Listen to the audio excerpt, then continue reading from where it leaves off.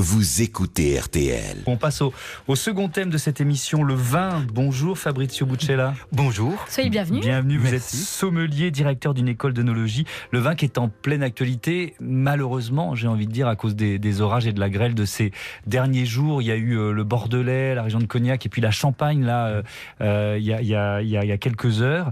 Est-ce que d'abord, tiens, peut-être une question de consommateur, est-ce que ça peut avoir des conséquences en termes de prix ? Alors ça peut clairement avoir une conséquence en termes de prix, mais je pense que la première conséquence, c'est bien sûr pour les exploitations Bien vitivinicoles qui sont affectées par ces phénomènes climatiques un peu impressionnants et qui nous rappellent aussi qu'à la fin, le vin, c'est un produit naturel et qu'on a beau être au 21e siècle, pouvoir communiquer en 148 avec Donald Trump, entre guillemets, et puis être quelque part soumis aussi aux lois de la nature à la fin. Il n'y a rien à faire contre un orage de grêle quand on est viticulteur, ça ne peut pas s'anticiper, il n'y a pas des moyens de le limiter ? Non, clairement, la question est pertinente. En fait, il y a tout à fait moyen de limiter les orages de grêle. Il y a moyen d'envoyer des canons ou des ballons, des ballons sondes dans l'atmosphère qui permettent de disperser le nuage de grêle. Mais ce sont bien sûr des procédures coûteuses qui nécessitent des mises en œuvre collectives au niveau des associations de vignerons, de bassins qui sont affectés collectivement. Bon, on a plein de questions à vous poser sur le vin. Par exemple, le rouge est-il plus calorique que le blanc ? Peut-on sauver une bouteille bouchonnée ? Boit-on plus de rosé que de vin blanc en France ? Ça tombe bien, Fabrizio Buccella, vous avez les réponses. On est avec le sommelier Fabrizio Buccella pour chasser quelques idées reçues sur le vin. On a des dizaines de questions. En fait, ce qui nous a donné envie de vous inviter, c'est ce gros titre qu'on a vu dans certains journaux, pénurie de rosé pour cet été. Forcément, on a tous pris peur, même s'il faut consommer tout ça avec modération. Est-ce que vous y croyez d'abord à cette pénurie de vin rosé ? Non, je n'y crois absolument pas. Je pense que cet été, on pourra tous et toutes boire du vin rosé tranquillement au soleil. Mais par contre, ce que je pense, c'est que ça fait depuis maintenant plus de 20 ans qu'en France, on consomme plus de rosé que de vin blanc. Donc ça signifie que le vin rosé est devenu un produit vraiment important pour les Français. D'ailleurs, une bouteille sur 3 vendue par an en France est une bouteille de vin rosé.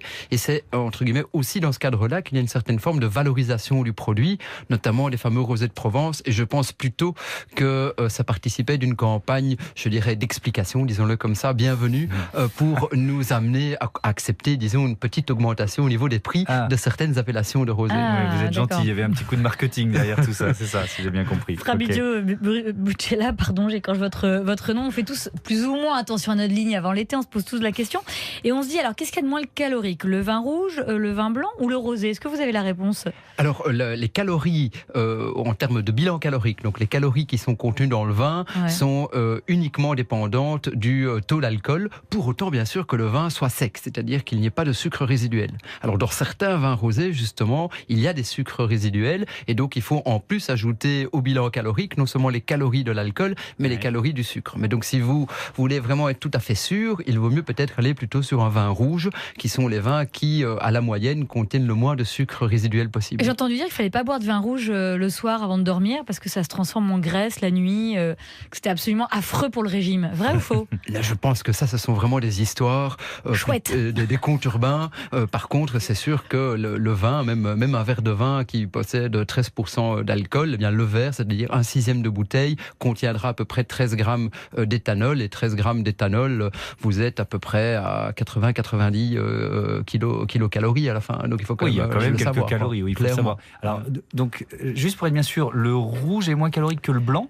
Moi, j'étais persuadé de l'inverse. Non, je me suis peut-être mal exprimé. Mon idée, c'était simplement de dire que s'il n'y avait pas de sucre résiduel dans le vin, on évitait ces calories-là. Mais comment on sait ça ? Qu'il n'y a pas de sucre résiduel, nous les consommateurs, quand on arrive au supermarché ou chez le caviste? Oui, ça c'est une très bonne question. Alors il faut le demander effectivement, soit au responsable du rayon vin du supermarché, soit auprès du caviste, sachant qu'a priori les rouges français n'ont que très rarement les sucres résiduels. Les blancs parfois, notamment les blancs alsaciens, et parfois bien sûr les vins rosés. Vous savez qu'il y a ce côté un peu doux, doucereux de certains rosés. Alors là, ils contiennent clairement parfois jusqu'à 7, 8, 9 ou 10 grammes de sucre résiduel par litre. C'est pas forcément écrit sur l'étiquette. C'est pas forcément écrit sur l'étiquette. Donc ça, je pense que ça pourrait être une information utile que le consommateur souhaiterait avoir. Alors une fois qu'on a rendu chèvre le caviste, le chef de rayon de supermarché, avec nos questions de curieux, et je pense que je vais être reconnue dans certains magasins, quand on achète sa bouteille et qu'on la débouche, parfois on est vraiment trop déçu. Ah oui. Elle est, ça arrive souvent,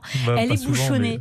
Est-ce qu'on peut sauver une bouteille bouchonnée? Si c'est vraiment le goût de bouchon, au sens de la fameuse molécule TCA, alors il n'y a pas de moyen de sauver la bouteille. Vous pouvez la carafer, vous pouvez la laisser une nuit, 2 jours, faire des incantations en druidique ou en celte ancien, ça ne va pas fonctionner. Mais pourquoi il est bouchonné, ce vin qu'on achète? Ah, il est bouchonné parce qu'en fait, il y a une molécule dans le bouchon de liège naturel, qui se transfère au produit fini, donc au vin. Alors lorsque la quantité ou si vous voulez le pourcentage, la concentration de cette molécule dépasse un certain seuil, le seuil de perception pour la moyenne des gens, on sent le goût de bouchon. C'est pour ça qu'on voit un peu plus de bouchons en plastique qui remplacent les bouchons de liège.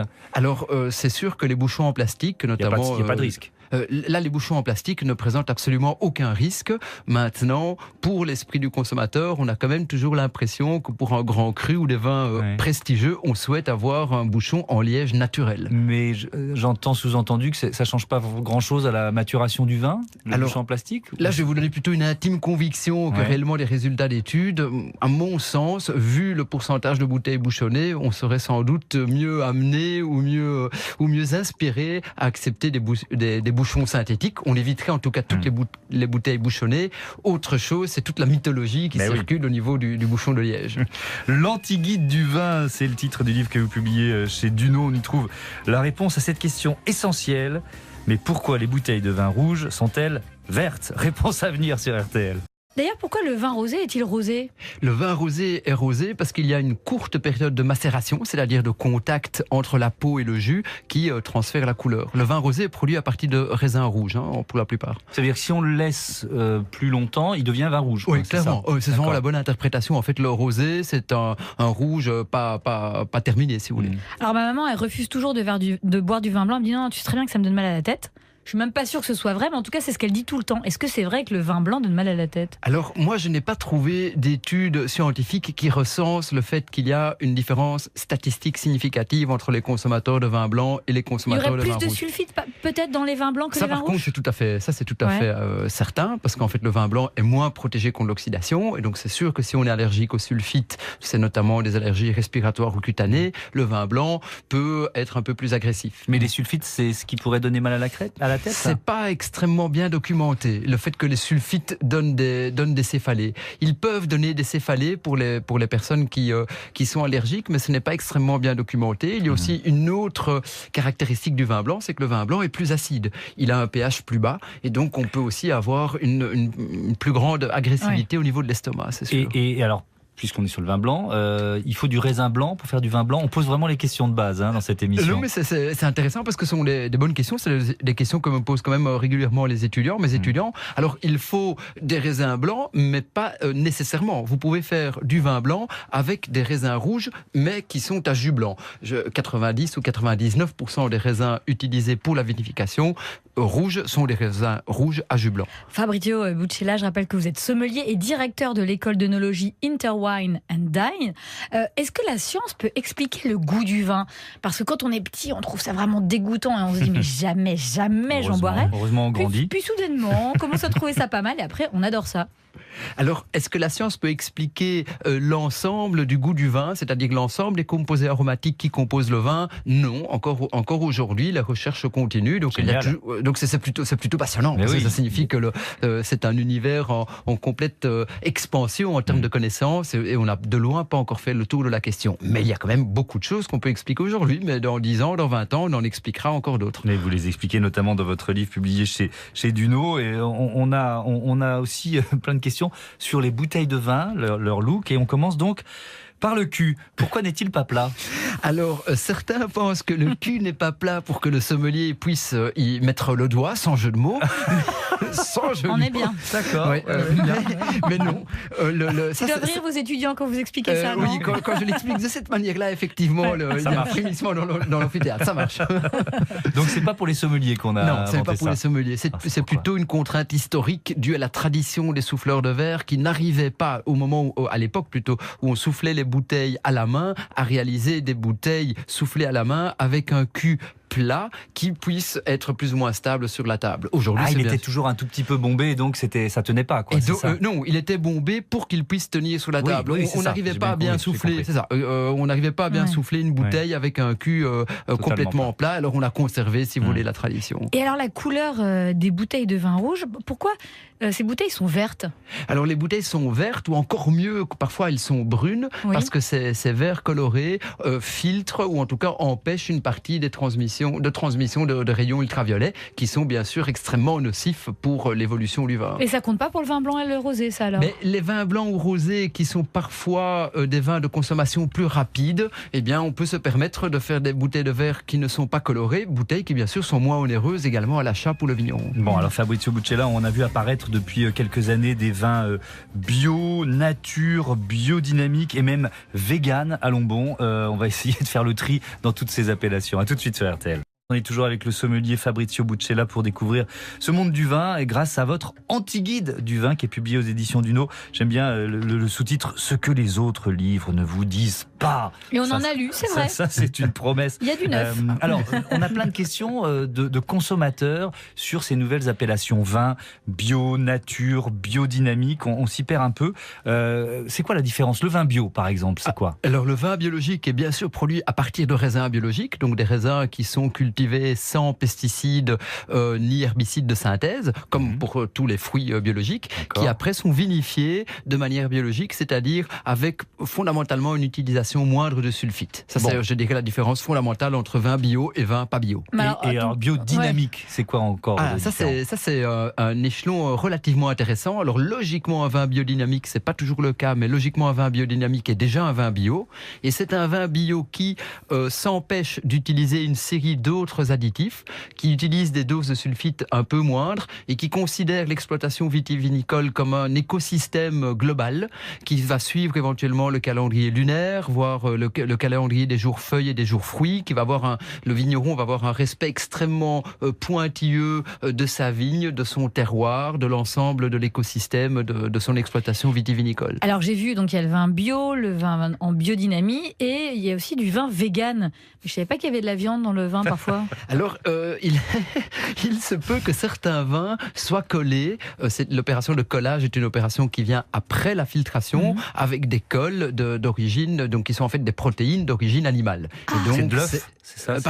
Par exemple, ça peut être de l'œuf, par exemple. Bien sûr, les colles qui sont d'origine de type de sang de bovin ont été interdites depuis les scandales plus ou moins récents en France. Mais donc, si on utilise ce type de colle, eh bien, d'un point de vue strict, le vin ne pourrait pas être qualifié de produit vegan. Franchement, comment on peut avoir toutes ces informations? Parce qu'on peut aller parfois chez un caviste quand on a du temps, mais le plus souvent on va au supermarché. On les a pas, ces infos sur les étiquettes des bouteilles, on est paumé. Alors, bon, là, la question que vous posez est vraiment extrêmement pertinente. Alors, d'abord, en fait, elle participe et elle explique fondamentalement l'asymétrie informationnelle qui est, pour moi, un des éléments essentiels du milieu du vin, c'est-à-dire le fait qu'il y a une asymétrie d'information entre le consommateur et le producteur. Et bon, et modestement, ça nous permet de temps en temps d'écrire un ouvrage et de pouvoir diffuser une certaine information. Pour donner en partie les informations, en tout cas celles qui sont disponibles. Il faudrait donner un peu plus d'infos sur les étiquettes, si je vous comprends bien. Clairement. On a appris des mots aussi dans votre livre. Il y en a un, alors je sais plus ce que c'est, passerillage. C'est quoi le passerillage? Alors, le passerillage, c'est l'opération qui consiste pour certains vins blancs qu'on veut vinifier avec du sucre résiduel, donc dont on veut faire des vins moelleux ou liquoreux.